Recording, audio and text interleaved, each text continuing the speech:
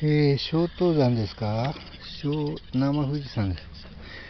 はあ、違いました。次は、この、20分。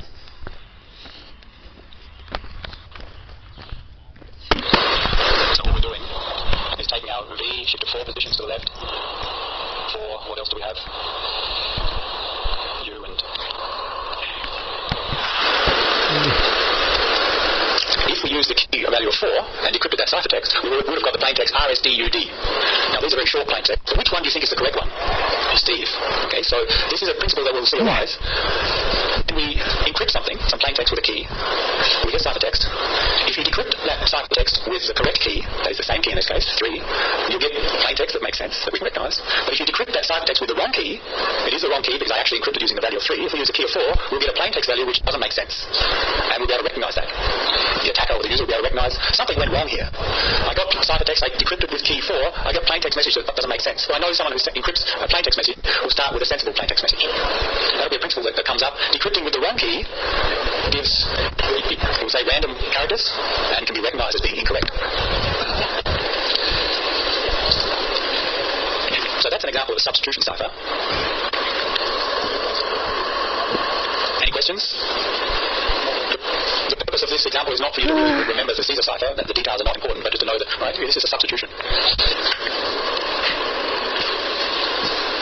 A transposition is when we rearrange letters. We don't replace them from something in the alphabet, we just move them around. That is, we take the plaintext and move them, move the letters inside the plaintext. And a simple one that we use quickly is called the rail fence cipher, where we have a plaintext message, and what we do is we write that over k rows. Okay, so the key again is k, that will be chosen, maybe 2 rows, 3 rows, more, depending on the length, and the ciphertext is obtained by reading row by row. That one will do, just to quickly demonstrate.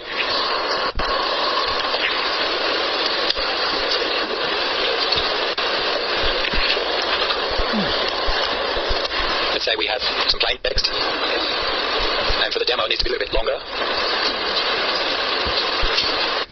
So here's our plain text message I want to send, and we'll choose a key. I want to encrypt that. I use a key. It doesn't have to be the same as the previous one. Let's use a key of... I'm going to use the same key of 3. We'll see why in a moment. So it could have been different. It could have been 4, 5, 2. There's some limits on it. So to obtain the ciphertext, what we do is we write this plain text in 3 rows.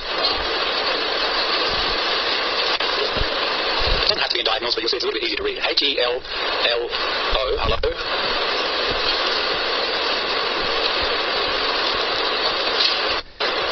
Tell me if I spell it wrong. I wrote it in 3 rows. Why? Because I chose a key of 3. And now the ciphertext, I read those rows.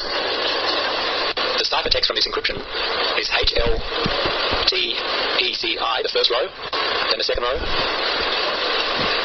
and then the third row. So this is a different cipher called the rail fence cipher. A very simple cipher for transpositions.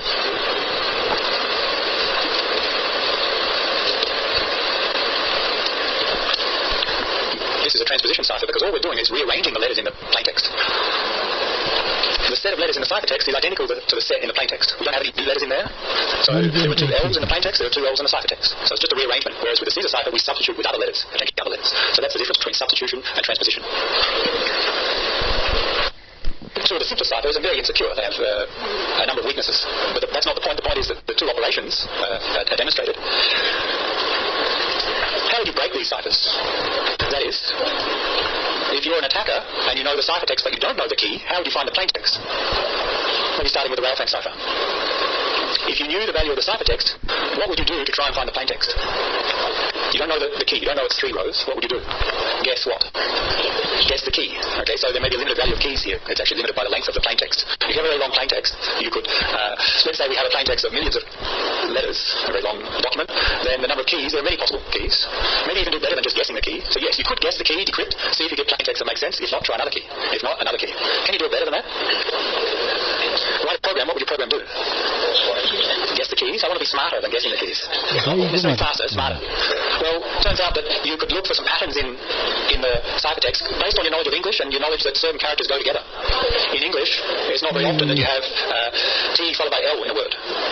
So you could start to look at the expected pairs of letters of the plaintext and the expected frequency of letters, especially when you have very long plaintext. So if you know something about the patterns of letters that you expect in the plaintext, you can actually do analysis, and instead of guessing from all the possible keys, you can try just a few, and eventually you'll find the plaintext. This one's not so hard because it's quite small to guess. Similar with the Caesar cipher. Yes, you could try all possible keys.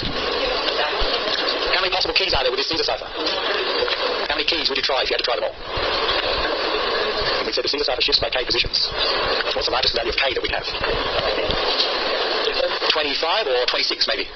That is, you can have k as large as you like, but if k is 0, shift by 0 positions. Take your plaintext, shift by 0 positions means don't shift. The ciphertext and the plaintext will be the same. That's not very good, but it's a possible key. If k is 1, shift by 1 position.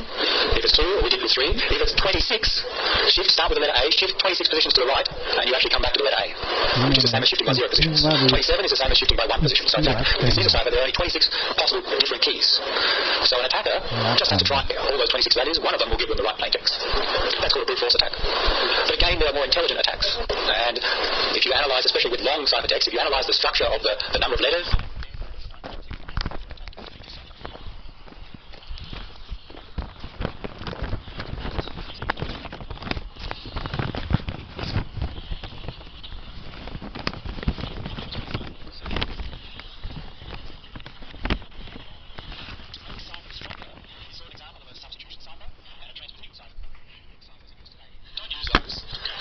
principles of substitutions and transpositions, and what they do is they have multiple steps. They do a substitution, then a transposition, then another substitution, and another transposition. And they in multiple stages, or rounds they're called, such that if they do it enough times, then it's very, very hard, practically impossible, for an attacker to go from the ciphertext and work back and get the plaintext.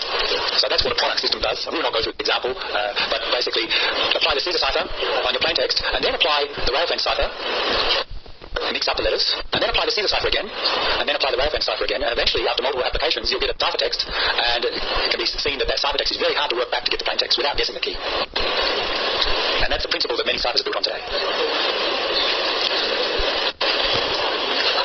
The intention of those examples is not for you to have to remember those ciphers, but understand some of the basic principles of real ciphers.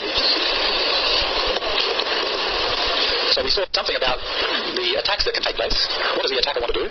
They want to find the plaintext. If they only know the ciphertext and the algorithm being used, they want to find the plaintext or the key. Finding the key is often considered better than finding the plaintext. Because if I find the key, I